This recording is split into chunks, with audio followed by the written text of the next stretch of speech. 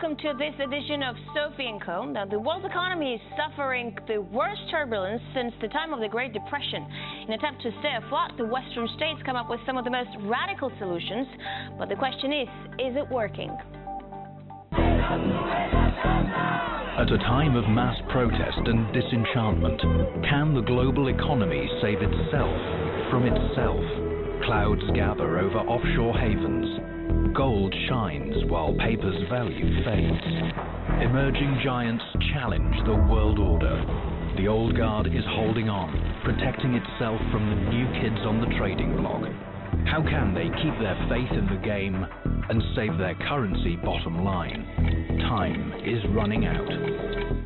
Right, Cyprus bail-in has by far been the most unexpected twist in the latest run of events around the global economy, and it directly involved Russia, since billions of Russian money were targeted in the process. And to talk about that, we're joined by our guest, Arkady Dvorkovich, who is Russia's deputy prime minister on economic issues. I mean, it's fair to say. On real economy, mostly. Real economy, okay. So we're going to talk economy now. I want you to take a look at this graph. There were several media reports saying that there were about from 5 to 30 billion euros Russian money in Cyprus. Most humble estimation came from the man who knows. He's the head of Cyprus Central Bank. So from 5 to 30 billion euros. What's your number? Well, it's easy to play with numbers, but nobody knows exactly. As some people put money in a straightforward way with using their own names.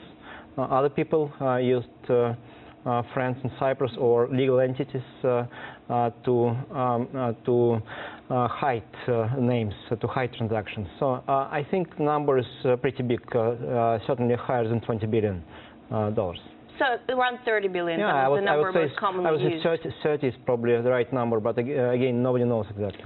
Why was there so much Russian money in there? Well, Cyprus was convenient as it is a born-friendly island, not far away from Russia, easy to travel. Mm-hmm. Jurisdiction is good, taxes are low, and also banks are quite good and convenient to operate with money, to proceed with transactions across the world, to transfer money, to pay for services, and I think the rules of the game were known for everyone, not just for Russians. Many British people, Americans were using Cyprus as well. But again, for Russians, it was the closest convenient jurisdiction. Was it fair to say that Cyprus was the most popular offshore for Russian up till now? Yeah. Okay. Yeah. Do you know how much Russia lost, approximately? A few billion, but nobody will know until the whole story will end. So everyone who has money in Cyprus understands that most of the funds, most of the savings will be lost. But what will be the percentage that people will be able to take away at the end? Well, it's still unclear. What's weird is that, I mean, 30 billion, that's a lot of money. Okay, why wasn't the Russian government more proactive in securing their assets in Cyprus? Well, the Russian government is protecting savings made within Russia. The government should not care about savings that people make abroad. But it wasn't just private savings, though. Most of the savings were private. Most of the savings. We had some of the Russian state-controlled banks that have subsidiaries in Cyprus, and we do have like the VTB Bank. Like VTB Bank, and the government was very active in protecting the property of VTB, as the government is the main shareholder of VTB. It was about $15 billion.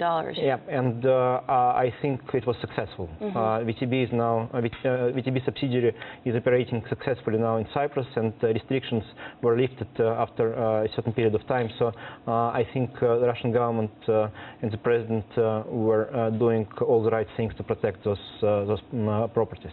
But did Russian government lose anything at all in this whole Cyprus story? Nothing? No, the Russian government didn't lose because, anything. I mean, the signs of this crisis looming were coming before March, and everyone really knew about that. Well, that's correct, but the key thing that changed the situation drastically was the Greece bailout. Mm-hmm. As all European countries had to participate in saving the Greece, in Cyprus as well. Mm-hmm. That was an additional burden on Cyprus' balance sheet. And after that, it became clear that Cyprus is in a huge debt problem. Russia was actually helping with debt resolution for Cyprus, giving quite a big loan. And actually, after the crisis in Cyprus, we took the decision to improve loan conditions for Cyprus so that Cyprus could repay in an easier way in a few years. Did you personally see the signs of this looming? Did you think it was going to happen the way it happened? All European countries are under stress. Southern Europe is under bigger stress. Sure. I mean, this is like unprecedented. Yeah, and I think nobody believes that Europe will take the decision to pressure Cyprus to withdraw part of deposits. I think that was not expected by anyone, by any economist, by any normal government, but major European countries have decided that they don't want to help Cyprus anymore. Cyprus should resolve its own issue on its own. So I would say for Russia it was completely unexpected. The solution for Cyprus will be to cut a share of deposit base. So no one was like behind the scenes warned that this was going to happen? Like, no. Because there was like EU-Russia summit, for example, like in December or January, something like that. Like no one told you that this was going to happen? No. We knew that Cyprus is under stress. Cyprus government was requesting support from the Russian government on a number of occasions, but we thought that Cyprus issue will be resolved in a similar way as the Greek issue, rather than in a way that it was resolved. You know, when this whole thing was going on, Angela Merkel in particular, she was very adamant that Cyprus doesn't talk to anyone else but EU members, and particularly not talk to Russia about, you know, this problem, which was really weird because, I mean, how do you expect Cyprus not to talk to Russia when $30 billion euros are in its banks? Therefore, there was like this conspiracy theory that EU was going to do this anyways. They were going to have the haircut done. But having Russia so much money in Cyprus was like an additional extra reason to actually do it, because it would also hit Russian money. I know the arguments of such a nature. But and I think all the arguments being taken into account when the decision is taken. So I would not exclude that German politicians or French politicians were thinking about Russia as well when they were taking the decision.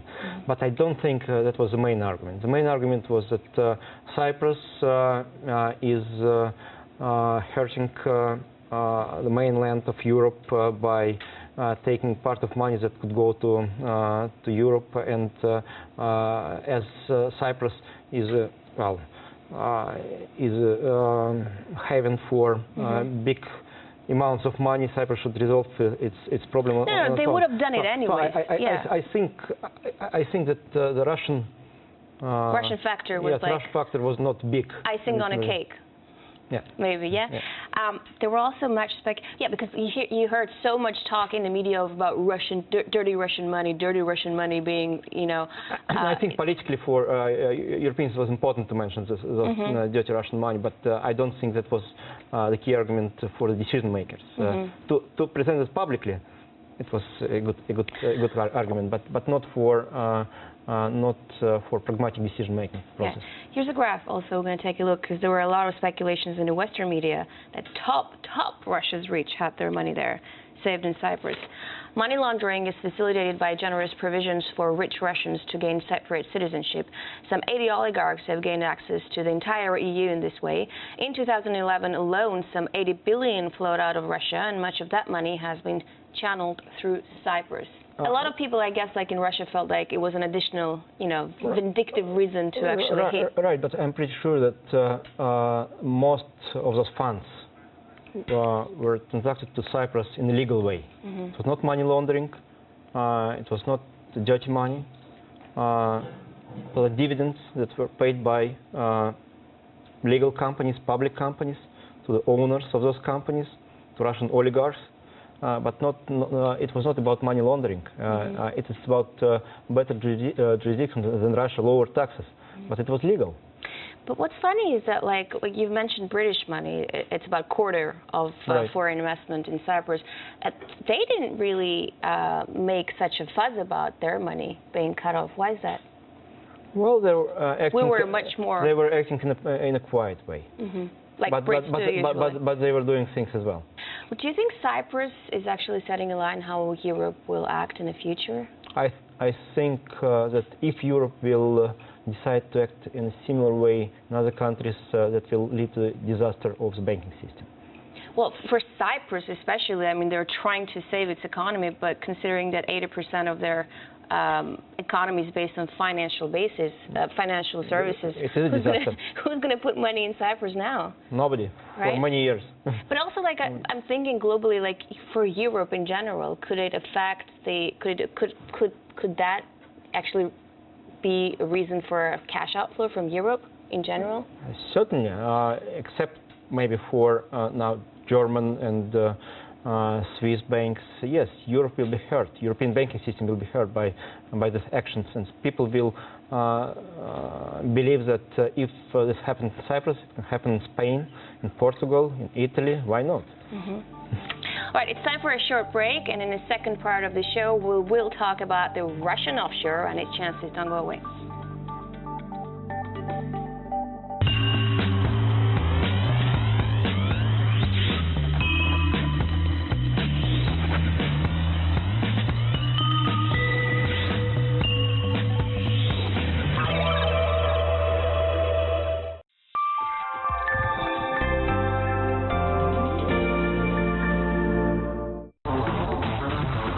What defines a country's success? Faceless figures of economic growth, or a factual standard of living?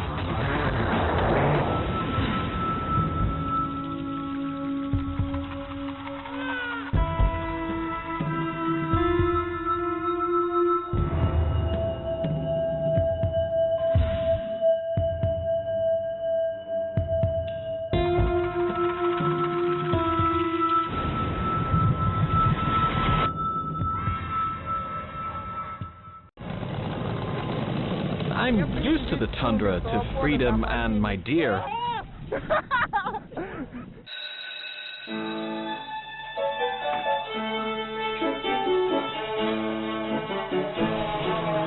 In second grade, I ran away from the boarding school with two of my friends. We ran to the tundra.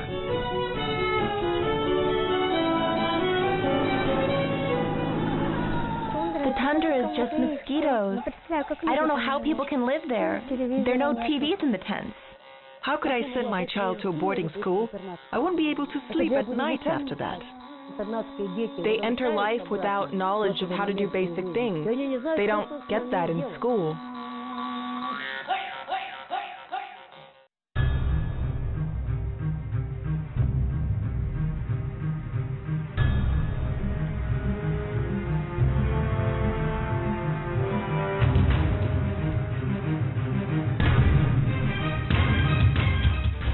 I would rather ask questions to people in positions of power instead of speaking on their behalf. And that's why you can find my show, Larry King Now, right here on RT. Question more.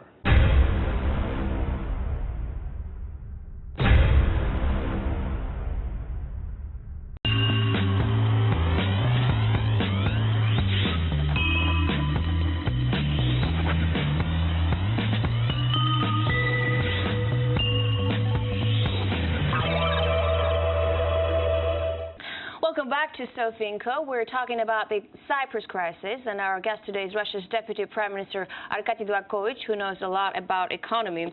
So we're talking about the Cyprus fallout in the first part. On the drop of that, Medvedev has proposed to actually create Russia's own offshore. I mean, what's the thinking behind it? I mean, who's going to put money in Russian offshore? Because Russians obviously prefer to have their money saved somewhere else. Well, the idea that Russia can become one of the global financial centers, or at least regional financial centers, was on the table long before the Cyprus crisis. When the crisis started in 2008 across the world, and regulations in Europe, in the United States, after the action by G20 started to get tougher, we saw that maybe Russia can actually be transferred into a better financial jurisdiction for the money that are now being held in Europe or the United States. And we started to draw regulations that will be more convenient for banks, for investment companies, for people to be put in Russia. We started to reduce taxes on financial transactions, on savings, and on dividends, and that worked. The inflow of capital started in 2010, and we had a pretty good situation. Then money started to go back. Last year and this year, we have a big outflow of capital. And we thought that maybe after Cyprus, we can make the case that the Russian banking system is one of the safest. Can we make that case? I think so. I think Russian banks have better capital position than many banks in Europe and in the United States right now. Well, explain. Well, basically, Russian banks were much more conservative than most banks in the world. Our companies always saying that it's very difficult to get loans, get credit, interest rates are very high. But that is one side of the story. For banks, that means that they're not putting money in risky transactions. And for people who save money in the Russian banks, the picture is bright, and banks are not risking the depositors' money. But, okay, when we talk about offshores, who would be our clients? Because when you put your money in banks in America or in Europe, you automatically think that, these are established economies and nothing's going to really drastic happen tomorrow. When you think Russian economy globally, you don't think it's like the safest, most stable economy in the world. Because people who who don't understand much about banking system, they first think, well, I'd rather have my money saved in a bank that has a stable economy. Do you know what I mean? Well, I think we should be pragmatic. Nobody, I think, is thinking seriously, including the Prime Minister Medvedev, that the whole Russia can become an offshore zone for the world as a whole. But Russia can become one of the convenient countries to work with capital. One of the countries. With 13% personal income tax, this is a key factor for individual investors, the low personal income tax. Russia can serve as an extra jurisdiction that can be used for can be used by investment banks and universal banks as well. Also, we were thinking about making Far East as one of the centers for money that are being invested in the Asia-Pacific region, as Hong Kong and Shanghai right now. And we took the decision to reduce the corporate taxes in the Far East to make this easier. But again, nobody is thinking seriously about transferring Russia into an offshore country? A huge offshore country. Our goal But is it an idea? It's a work in progress? Are you guys actually working on that to make Sakhalin an offshore place? We will try to do this, but we are not trying to prioritize financial services in Sakhalin. Our goal is to make Sakhalin and Kuril Islands and Primorsky Krai, Vladivostok, Ruski Island places convenient for investments. I wonder what Japan will say about that. I think at the end Japan will start cooperating with us even at Kuril Island, since from a pragmatic point of view, not a political point of view, going closer to Kuril Islands means putting money into Kuril Islands rather than trying to take Kuril Islands from Russia. All right, here's another graph. Let's take a look at that. This graph actually shows that Western European countries generate more offshore wealth than anyone else in the world. Pretty clear that EU wants offshores down and out of existence, right? I mean, it's only normal. I think offshores is a part of normal life, and nobody is saying that offshores should be liquidated. The whole global economy will stop if offshores will cease to exist. The idea of international decision makers is to make offshores more transparent, rather than to liquidate all the offshores. Right, because the feeling we're getting is that Russia and EU actually want to de-offshorize the whole thing. That's a wrong idea. They don't want to close down offshores. I think it's wrong. Well, there are people who believe that we can easily de-offshorize, close offshores, and things will be going much better. I think everyone should understand that if we will do this, we should reduce taxes domestically for the economy to grow.